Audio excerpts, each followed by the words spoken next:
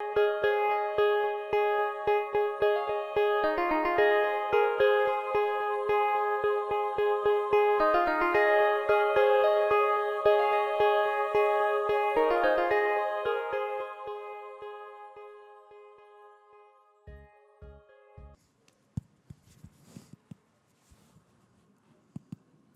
hello, hello. Kusampola. A warm welcome to everyone, especially Galyum and all the dignitaries. Thank you so much for having me. Being Bhutanese, as the MC said, being Bhutanese is something that is very important to almost everyone in this room, not just those of us who were born Bhutanese, but who have lived in Bhutan for a long time, who have any sort of connection with Bhutan. Now, in the other sessions that you have already watched and that you will watch over the next few days, there will be two people of equal merit sitting here and then talking about great ideas. This session is going to be different in that it's going to be a youngish sort of person, a youngish Bhutanese.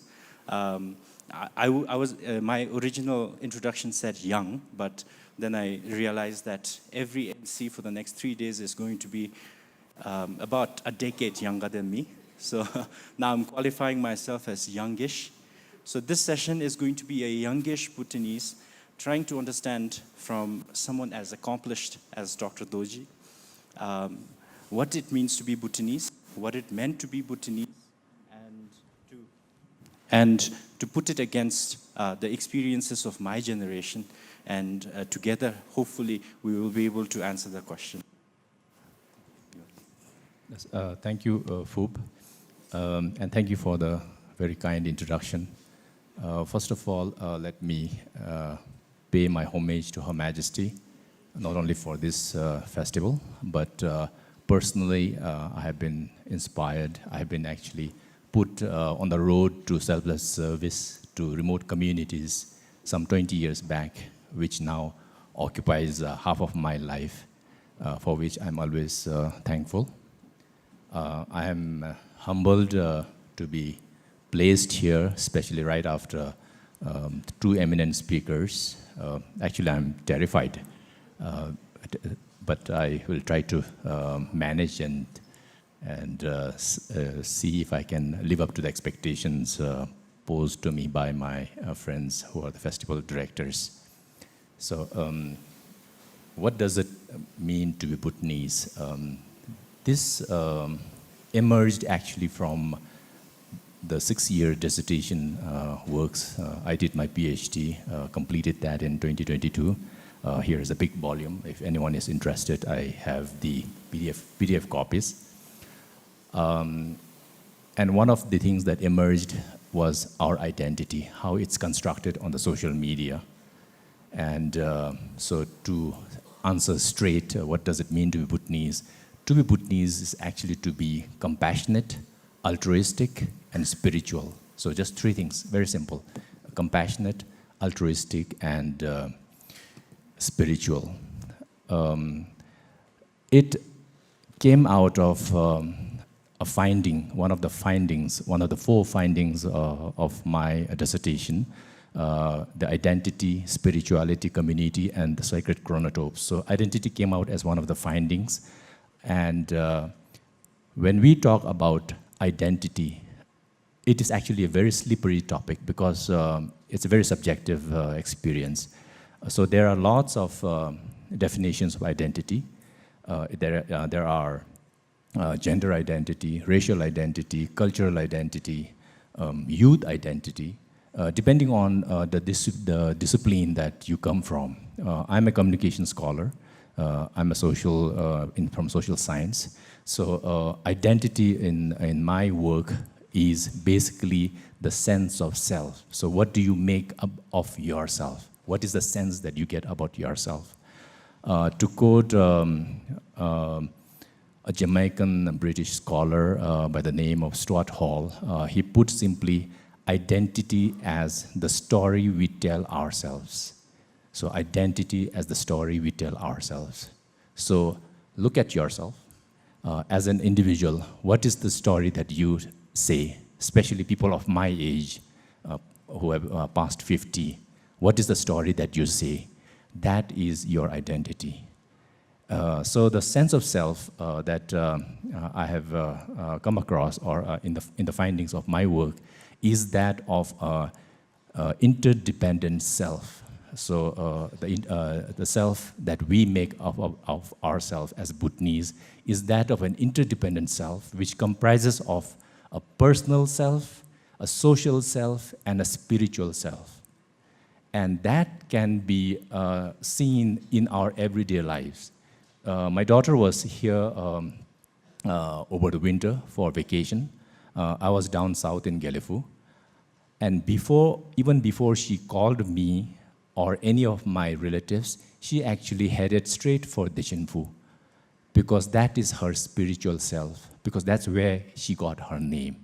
So you can see that spiritual self, the social self, and your personal self in playing out in your everyday life.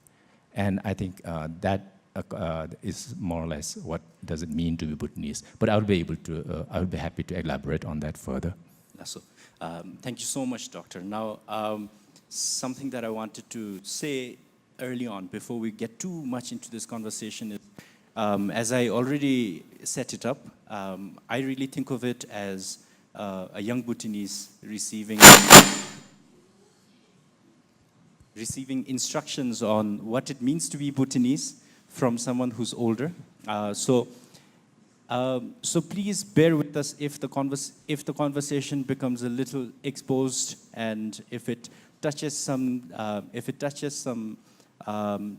topics that you did not expect to hear. And the reason I'm saying all of that, Doctor, is you've in your book you say that to be Bhutanese means to be compassionate, collectivist, and spiritual. And that sounds amazing, but I am a communications person, and I was telling Doctor this before as well, that it felt that maybe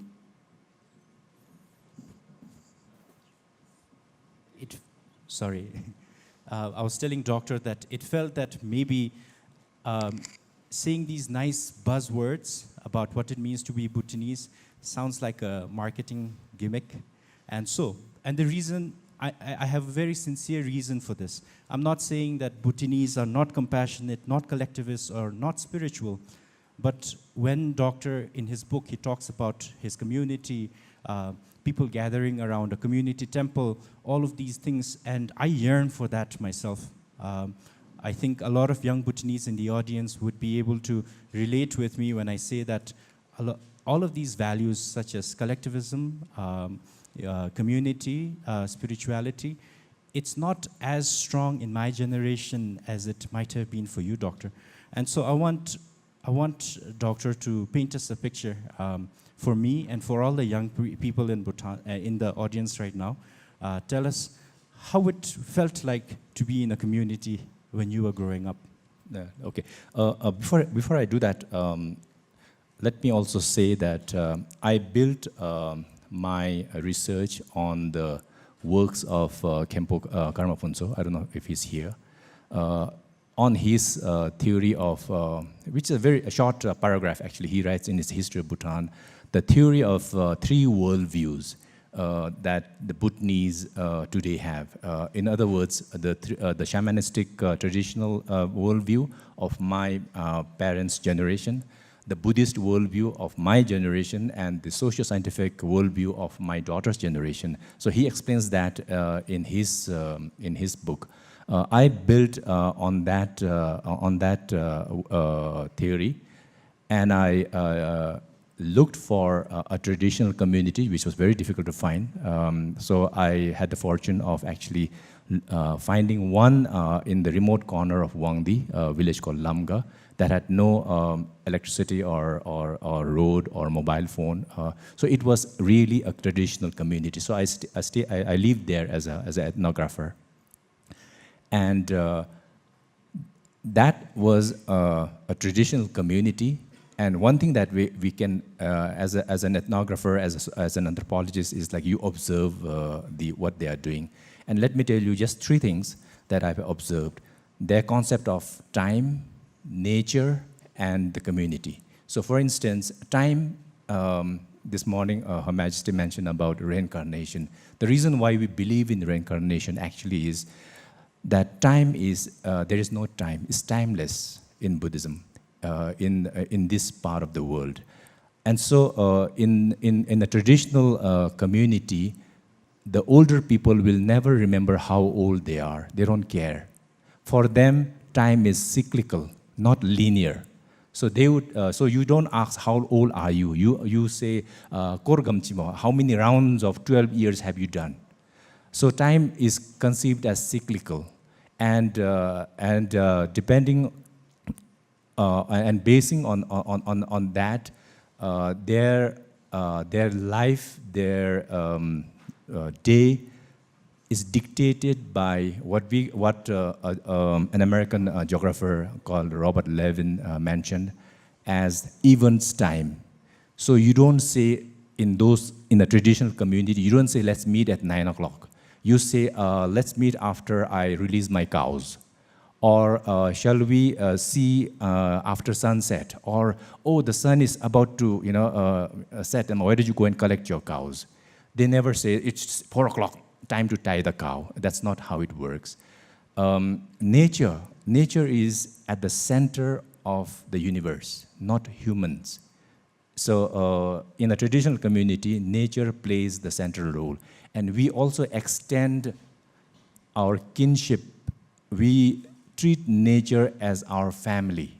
And as a communication scholar, how you find that is through the languages and narratives. So for instance, we refer to Abgenyan as Apagenyan, means like Father Genyan. The harps and especially the harps, they have the Riksum Gempo, which is the personification of Manjushri and the 3 other deities. So we extend, Jomo Lhari is like, is Ama Jomo. Likewise, we extend kinship terminologies to the spiritual side, to the natural side, and that's how we say that it is part of us, that it is part of our interdependent self. And so on the other extreme of this interdependent self is what I call the virtual self, which we now see more and more on the social media. And there, time is very different. Time is linear. It's clock time. It's everyone in that, who live in that community, they always go by the clock. It's 9 o'clock, 10 o'clock, or midnight. Nature does not play much, less role, it plays role, but less. It's more about individualism and less about collectivism. In between this virtual community and the traditional community is what I call the hybrid community, where most of us actually we find ourselves. And so we are a little bit driven by events time. That's why Bhutanese are never on time. This is the reason. Because we don't have the clock time in our genes. We are driven by the events time. So we have these 3 communities: the traditional, hybrid, and the virtual. So these 3 communities, while Karma Phuntsho argues that it is generational, I counter-argue saying that these 3 communities or these 3 identities are there in each one of us. So it does not mean that you're old, so you are traditional, you have the interdependent self. You're young because you're totally virtual. That's not the case. And I have defined that, or I have coined that identity as chronotropic identities. Now, chronotrop, for those who have studied literature, comes from the works of Mikhail Bakhtin. It just means time, space. And it's a tool that's used in literature, in the sense that time and space in literature is inseparable. So, for example, it's used to define the genre of literature. So if you see a science fiction, you know your brain is immediately taken to a distant future, of a different time and place. if the literature work is an epic, you are immediately thrown back to the medieval era of Zongbens and Patangs and all the. So chronotrope is a interesting concept, and chronotropic identities means that each one of us, we exhibit our identity depending on the time and place. So, so I'm here, I'm wearing my go, and here the chronotropic identity that I have will manifest in my behavior, in my speech, in the way I talk, in the way I address Phub. But when I'm home, I'm in a different time space. So there I'm a father, I'm the boss there with the permission of my wife. And my behavior, my tone of voice, the way I speak will be very different. So each one of us have what we call the multiple identities. And the moral of the story is that if the older generations and the younger generations can come together and understand that we are actually living the chronotropic identities of our own, if the younger and the hybrid can come together, I think that will be the start of the harmony, peace, whatever you may call. Sorry for the long introduction. No worries, Doctor. I think that's exactly what you said in there about the different identity spaces, times that we occupy. I want to dig in on that a little bit because, as I said at the start, you said to be Bhutanese is to be compassionate, right? And the community that you've described sounds ideal, right? But, and as I warned you, everyone, earlier, I'm going to be a little cynical here, but what does that mean in real life? And, even the idea of, events time, it would be lovely if I could wake up every day when the sun comes up. It would be lovely if I could go home when the sun goes down. But the expectations that were put on my generation were different, right? I think I speak on behalf of everyone of that generation. The audience here who might not be too familiar with Bhutanese might be surprised that I speak English so well. And that's not a brag. I'm just saying that because Chilips, foreigners, have often remarked that, oh, you speak English so well, right? And I did not have the choice, right? When I was growing up, English was the language to learn. English was the language to speak if you wanted to be cool. And it was almost as if that's the language you need to learn if you want to go anywhere in life, right? And so while it sounds amazing to live this events time life, the expectation that is on us is to be at the office at 9, get work done, be productive, and build an economy together. So as an older person, Doctor, how would you recommend that I reconcile this difference? Because I want to be Bhutanese, and I want to be the sort of Bhutanese that Doctor described right now. But as a young person who's been taught that all my life, how do I unlearn all of that and then become that sort of Bhutanese? Well, the traditional community is almost extinct now. The last village I talked about now has the mobile phones and so it's not there. But I'm not prescribing a way of being. Rather, as a researcher, what we do is we observe and we try to make sense of what is happening. And so in no way am I saying that you guys should be dictated by events time and so on and so forth. What I'm trying to do here is to make sense of what is really happening. Why is there this generational gap? Why is there the tensions between 3 different generations? And my works, I try to explain by saying that it's not that the younger generation who are more individualistic, it's not that they are not spiritual. In fact, in the social spiritual works that I lead or I initiate, I get the first people who sign up are the young people.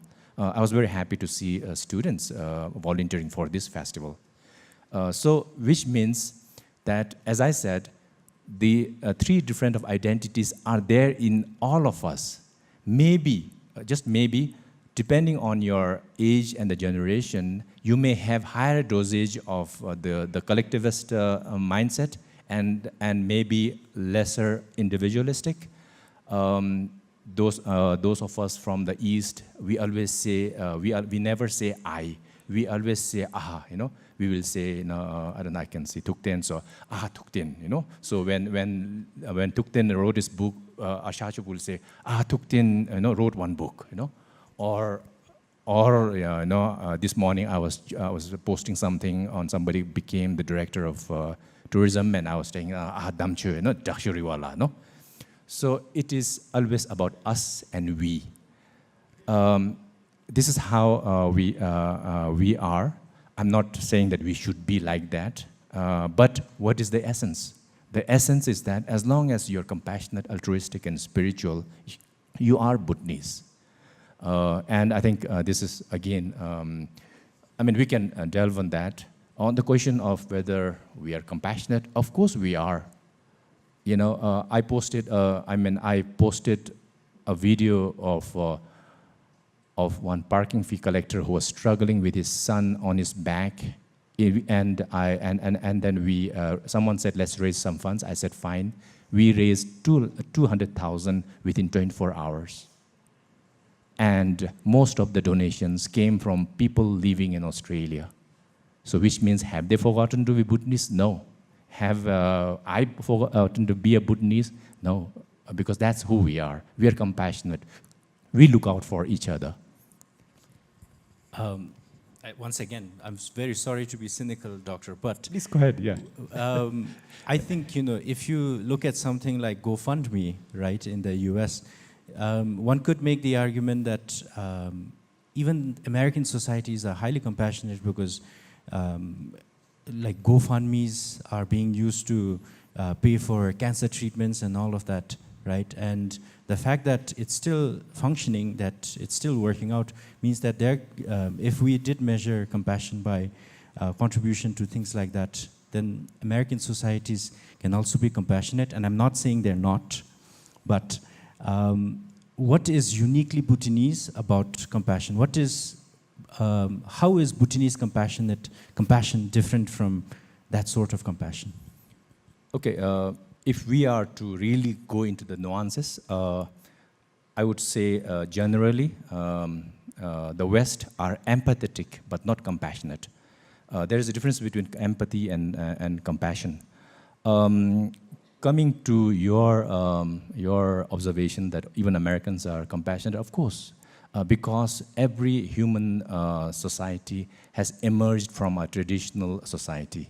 That was studied first by a German anthropologist called Ferdinand Tonnes in his work called Gemeinschaft and Gesellschaft, means community and society. So he compares how a traditional community emerges and becomes an urban society. And the theory of Gemeinschaft and Gesellschaft is actually what I presented some years back in this hall about how the Bhutanese urbanized societies are behaving or are being in a certain manner or that. So, so in other words, it doesn't mean that the West has completely become apathetic. That's not true. In fact, some of the courses that I run, the people who benefit the most are actually Americans from Silicon Valley. So the hardest of the capitalist people, they sign up and then they get a lot from the wisdom of our country. So I was very happy to be reminded by Dorji earlier. You know, we often forget that we live in a special country. Thank you, Doctor. Now, Doctor, moving forward a little bit from that part, two words that come up a lot in your books and even in all the articles that you've written on the topic are innocence and belongingness. Can you tell us what you mean by that and put that in the Bhutanese context? And if possible, what it felt like in the olden days and how you've seen that transform now? Okay, I have mentioned, maybe some people didn't like it when I published that article in Quinsel, that one of the reasons why we are seeing some exodus from this country, why we are seeing attrition in the civil service is because there is a loss of sense of belonging and loss of innocence, which are tied. Now, by loss of sense of belonging, I mean, sense of belonging means that authentic connection to your past, to the present, and to the future. So if you don't have a connection to your shared history, if you don't have connections, if you don't feel committed to the promise of the future, if you don't feel connected to what's going on around you, then you feel disconnected. And that is called the loss of sense of belonging. And I have mentioned that it's because people don't feel that sense of belonging. Now, sense of belonging does not mean that you don't have a parent, loving parent, or a job, or a loving boss. It doesn't mean that you don't have properties. A sense of belonging is very dynamic. With each passing year, people continuously ask themselves, do I belong here? Am I recognized? Is my work acknowledged? I often tell my daughters they are so ungrateful. I do, and of course they tell the same about me. So a sense of belonging is that dynamic connection, authentic connection that we continuously have. And unfortunately, dare I say, that our economic structure, all the rules and some of the policies have really disrupted our sense of belonging. So many people don't feel that they're contributing. Many people feel they're not of any use. Some of the people that, actually I did a study just before COVID among people who have left, and many people, the things that they were saying was, and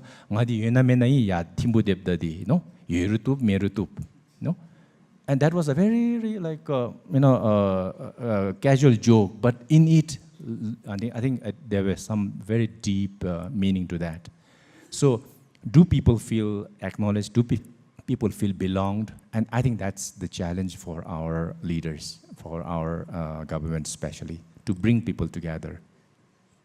Thank you, Doctor. Now, on digging again on that, what it meant to be innocent. How were Bhutanese innocent, and how do you see the situation now? Okay, yeah, the loss of innocence, of course, again, another very misunderstood concept.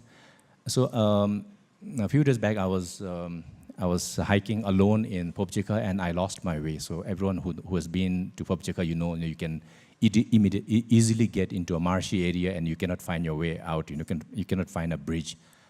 And so someone saw me struggling, one cow herder. So he left his cow doing what he was doing, and he ran to me and said, I think you lost your way. I said, yes. And he said, where do you stay? I said, in that hotel. And he left what he was doing, and he walked with me, all the places, and then till the hotel. And I said, oh, no, your cows must be waiting for you. He said, oh, I'll find my cows. It was that spontaneous, innocent, he didn't even ask who I was. That trusting behavior, that is the innocence that I'm talking about. So loss of innocence or does not mean becoming hardened up with all the cruel things that's happening in the world. It means that you are not corrupted by the cruelty that you see in the world, that you have that genuineness to help others, that authenticity, that spontaneity. I think this Bollywood actress, what was her name? Anushka Sharma.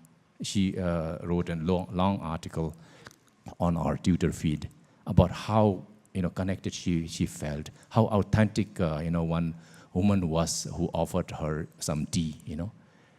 So by loss of innocence, I mean that loss of that sense of trusting others, that high moral compass that we had.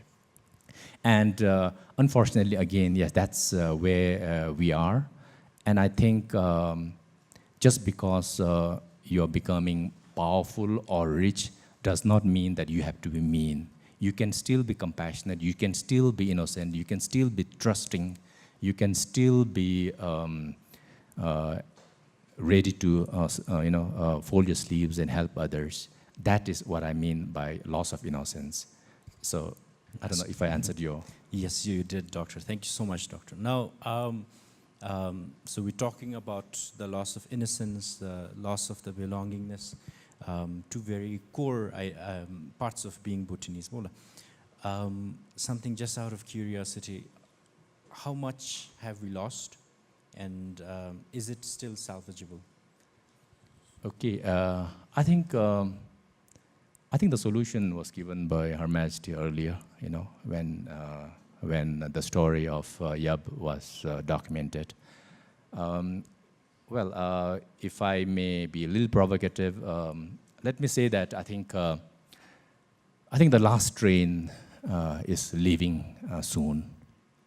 And by last train, I mean people of my father's generation. The stories that they have heard and they have brought to this century. All the achievement, the pride, the dignity, the honor, the struggle that our parents went through to give us this country called Bhutan. I think there is still something that we can salvage. There is something that we can rebuild. I think that's what we should look for. When I talked about sense of belonging, I talked about shared future. And I think I also mentioned when I wrote about the Gelugh Mindfulness City that at least something we have something to look forward to suddenly, the shared future in something that's coming up in Gelugh. And that will bind us together. So yes, I think time is running quite fast, so we need to salvage whatever stories that we can gather. And I think it's very nice that we have these kind of forums to share, for people like me, almost a senior citizen soon. Yes, thank you, Doctor. Now, something that I learned when I was living abroad was that my culture, whatever that means, right? My culture is also another vague thing. It's not just about wearing ko or doing chawa before sitting here. I realized that my culture was a list of all the things that will be lost if I don't carry it forward, right? Because if I don't speak English, the Philips, the Americans, the English, they'll continue speaking English and it'll go on to the next generation. But if I don't speak my babigi zonka, a very specific wangka that we say, a very specific type of zonka that is full of humor, full of sarcasm, if I don't speak that, by the next generation, it's going to be gone. And part of what inspired me to do what I'm doing at my company is to preserve that culture, to put every part of our culture and turn it into content, because unfortunately, I think the reality is that we have to turn culture into content if we want culture to survive. And when Doctor says that the last train is about to leave, I feel a sense of urgency as a young person to say, okay, Doctor, what can I do? Let me know. I have my team with me, and in Zonka we say gitapani no, to move my body, to show energy. I'm ready to gitapani ready. Now, Doctor, what I want you to tell me is, as you see the last train is leaving, what instructions do you have for me to make sure the train does not leave? Yeah. Okay. Between 2014 and 15, I taught at Sherpsi, and one of the things that I used to make my students do mandatory was when they left for vacation, they had to go and meet their grandparents and document the story. And it was an assignment. And if they didn't do that, they were not allowed in my class when the break resumed. It was a very serious assignment. So I Thank you. So I extend that invitation to all of you. The reason, again, is not just documenting. It is about you connecting yourself to your heritage. The speakers before us talked about how we should be connected to our heritage. And when we connect ourselves to our heritage, that will ground you. It's not an outdated story. It's not an outdated myth. There is nothing. I mean, I studied engineering in my undergrad and for my master's. I studied higher physics. I know something about quantum mechanics. Even there, when you, there is something called the Heisenberg's uncertainty principle. At the most subatomic level, even in clinical, medical, or engineering technology, there is nothing called, something called certain. An atom can be here, it can be there. It's called the Heisenberg's uncertainty principle. So what is then, what is provable? Actually nothing. And so, as we say in the academia, lack of evidence is not the evidence of the lack, you know. So if Guru Rinpoche has come, you know, on a flying tiger, so let it be, you know. And you know, it's such a beautiful story. If this house is haunted, if UK is haunted, so that is how it is. So I invite you to connect with your grandparents, find your lineage, because that will tell you who you are. If you are from those of us from central and eastern Bhutan, you know, you might be from some noble lineage. It will give you that thing, you know, as it gave to me. I'm from a Cheju Dungju, I'm from a Peling Dungju. It reminds me, you should not tell a lie. Keep your morality on the check. Be honest and be compassionate, you know. You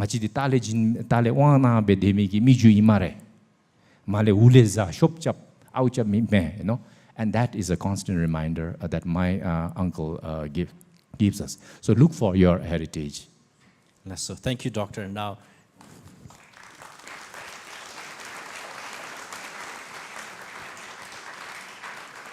I'm very glad that Doctor mentioned about the principle of uncertainty from Heisenberg, because I think for my closing, I think what I want to say is that there was this 20th century philosopher, writer called Hannah Arendt, and something she wrote has stayed with me a lot. She says that the issue with education systems is that they're built to protect the child from the world, when really we should be protecting the world from the child. And the way I interpreted that was in terms of socialization. What culture are we socialized into, right? And going through Doctor's book about, you know, like sense of community, things like that, what I realized is one issue that my generation has is that if I ask my generation, by show of hands, who here has heard of the Heisenberg's uncertainty principle? Who here has heard? And it's much more significant than you would expect from a random place. And the reason for it is because every single one of us here heard it in a TV show called The Big Bang Theory. But if I ask that same, if I make a Bhutanese Zongkha joke, and then ask some of the people here to get that joke might not land, right? And I think that says a lot about where we have been socialized into. We grew up watching Big Bang Theory, so we know Heisenberg's uncertainty principle. We know how it is like to live in Pasadena, California, more so than what we would know to how it was to live in Bhutan in the 90s, right? And you know, I brought this prop up here as well because before this session, before thinking about this session, if you had asked me what it means to be Bhutanese, I would have said this is a green chili. And so I would have said that being Bhutanese means to be able to eat a lot of chilies. But I'm leaving here having an idea of what Bhutan was like before. And more importantly, I'm not sure if it's going to work, but I think as a young person, Doctor, you've given me a way to think about things of how I can reclaim my culture and my community and what it means to be Bhutanese. So thank you so much for that, Doctor. Thank you.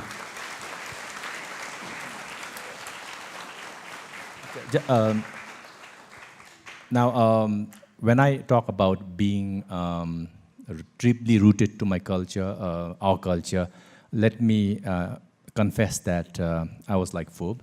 Until 30s, I had absolutely no inkling about what my culture was. I went for my undergrad studies to Italy, so I used to drink, I used to drive fast cars and go to discotheques like Binod. So I did everything that you guys are doing, and I questioned everything that you guys are questioning. It's a part of growing. It's a part of life. But one thing is never to forget where you come from and who you are. If you can keep that in mind, keep doing whatever you are doing. Keep exploring, keep conquering. Go and climb Mount Everest like that young lieutenant did. Explore the world, but come back home. That's my message.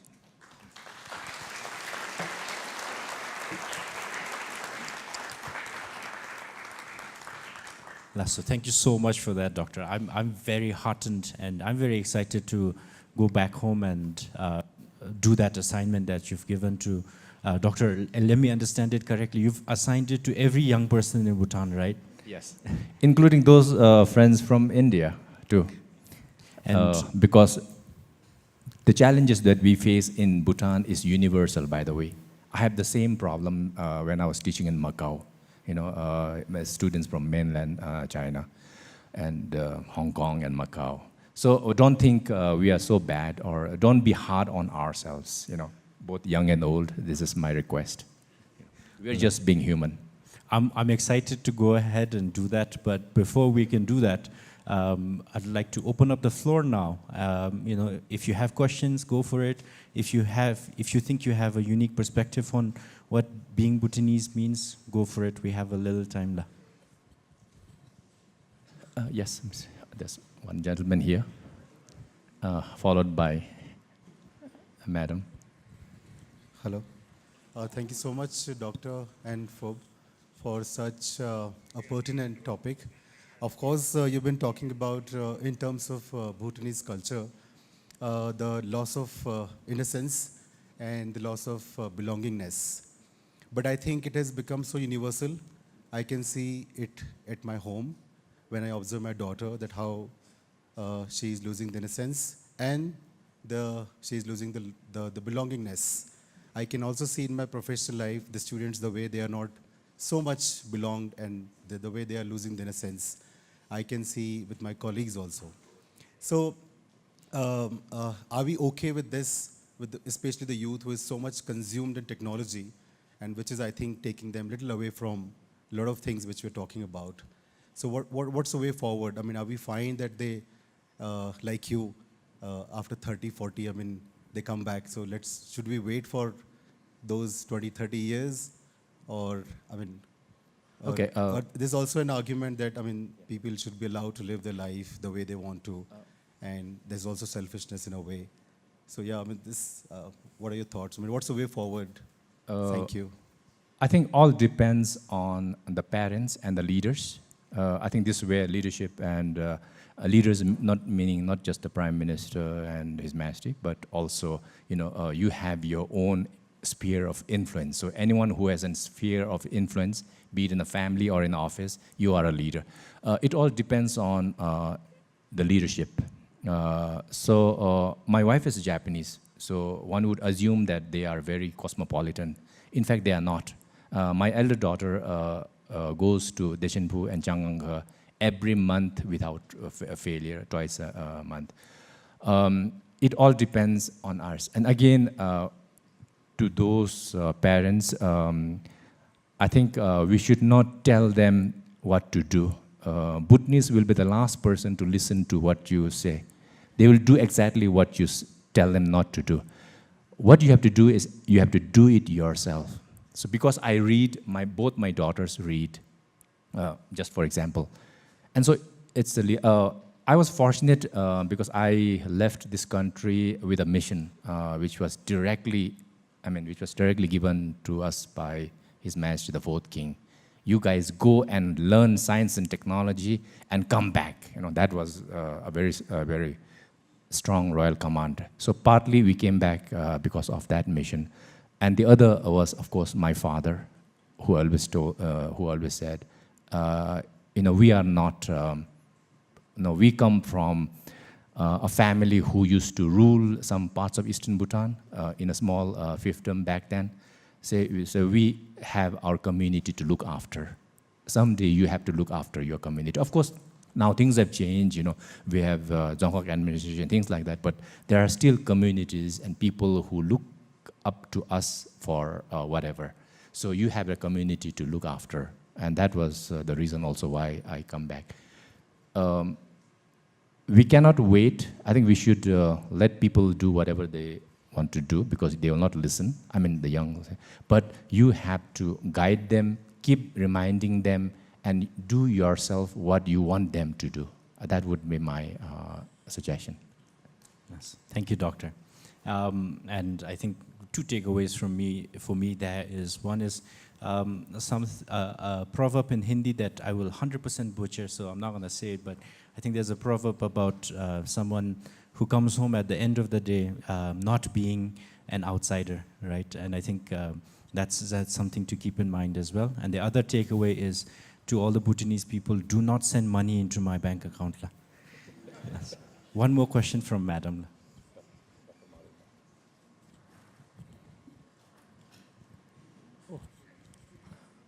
Oh, it is Madam Chitra. Hi. Yes, hello. hi. Yeah, we were colleagues in Sharapsi. I enjoyed listening to your conversation, Dr. Dorji, after a very long time. It's a personal reconnect for me with you. And the conversation as a whole is insightful. In fact, the episode that you have shared about the cowherder, such incidents were the pillars for us to stay in Bhutan for a very long time, and that gave us a sense of belonging. I'm Dr. Chitra from Sharapsi College. My question here is, I want to think aloud by asking, with technology overpowering our lives and AI generative knowledge ruling every step now, guiding our steps, how are we to make society and technology travel together to keep our roots intact and to make the shared values continue? Because there is also a saying, I is for illness and we for wellness. It's the wellness that made our stay more comfortable and memorable in Bhutan. How to make this a continuous episode in the coming future also. Thank you. Thank you. My dissertation actually looked at technology, and the question that I asked, the research question, was actually how do we come together as a nation? That was the research question I asked in my third and fourth chapter.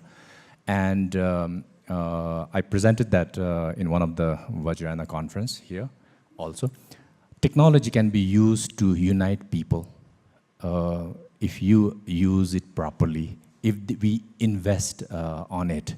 For instance, how have we not united around Senju Gelsen when he was doing some great things in India Premier League? We all united, we all followed Senju Gelsen on social media, on the media. We felt pride, we felt the sense of unity. I think he brought together the country. And it's all because Senju Gelsen was very good at using Facebook and Instagram. So social media can unite. And that's one of the conclusions that I have made into what we call the imagined virtual communities, lifting from the works of Benedict Anderson's imagined communities.